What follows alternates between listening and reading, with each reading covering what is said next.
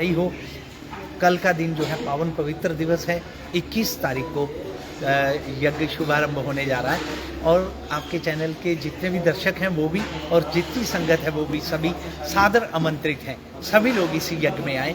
भारत के अमरवीर बलिदानियों की पुण्य स्मृति में अति विष्णु महायज्ञ किया जाता है और हर वर्ष की भांति यहाँ पर जो है ये यज्ञ अभी इस बार भी हो रहा है। और इसमें जैसे यज्ञशाला पक्की बनी हुई है, 108 हवन कुंड बने हुए हैं और नौजवान जो हमारे देश के जो शहीद हो जाते हैं उनके नाम से यज्ञ होता है और उनके चित्र होते हैं।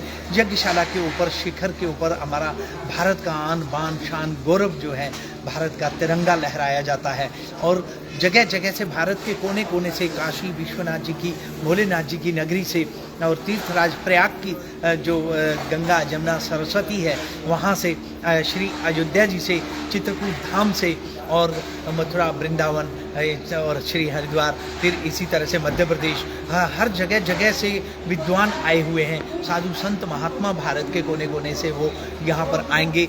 यज्ञ के इस कार्यक्रम को यहाँ पर आकर के यहाँ पर उनका सबका आशीर्वाद भी रहेगा। यहाँ की श्रद्धालु जनता को उनके दर्शन का लाभ भी मिलेगा।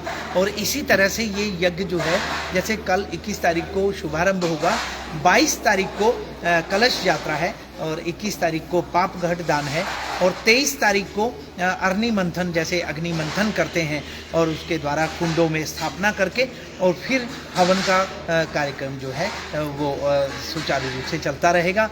और 1 दिसंबर को पूर्णाहुति है और उसी दिन जो है पूर्णाहुति के दिन जो है सभी लोग यहाँ पर आकर के भारत के उन नौजवानों को जिन्होंने अपने प्राणों का बलिदान दिया है, जिन्होंने अपने प्राणों का आहुतियाँ दी हैं, उनके नाम से जो भी श्रद्धालु आकर के 1-1, 2-2 आहुति देना चाहें तो वो उस दिन दे सकते हैं। और इसी तरह से ये यज्ञ होता रहे। भगवान से मैं प्रार्थना करता हूँ कि धर्म नगरी पावनपुरी पौनी आज इतना बड़ा पावन पवित्र जो तीर्थ बन गया है, यहाँ पर जो है माँ भगवती की भी स्वरूप जो है स्थापना हो गई, गणेश जी की भी स्थापना हो गई और श्री हनुमान जी साक्षात विराजमान हैं और घाट भी जो है हमारे श्री माननीय जो हैं गवर्नर साहब जो हैं उन्होंने यहाँ पे आए थे जब बोला था कि यहाँ पर घाट के लिए हम लोगों ने उनसे बोला तो उन्होंने उसकी व्यवस्था कर दी थी। तो घाट भी बन रहा है और बहुत अच्छा खूबसूरत घाट बन रहा है। जैसे हरिद्वार में हर की पैड़ी का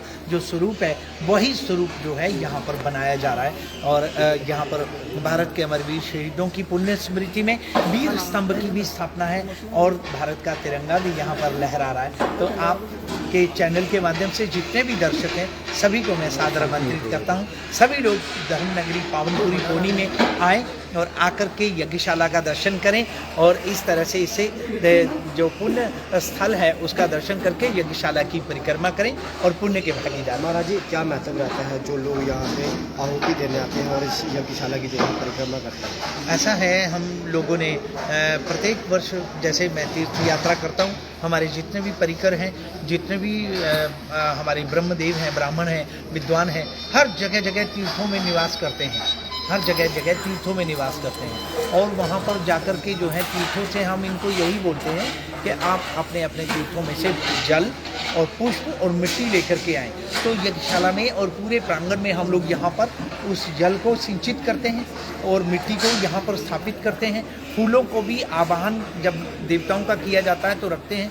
तो जो जो तीर्थों के सारे भारतवर्ष की मिट्टी रहती है वहाँ की पावन पवित्र और जल रहता है। तो फिर उस दिन जब यज्ञ शुभारंभ होगा प्रारंभ होगा तो सभी देवी देवताओं का आवाहन किया जाता है और वो सारे तीर्थ यहाँ पे निवास करते हैं। वो मिट्टी के रूप में, फूल के रूप में फूल होते हैं, फिर जल के रूप में।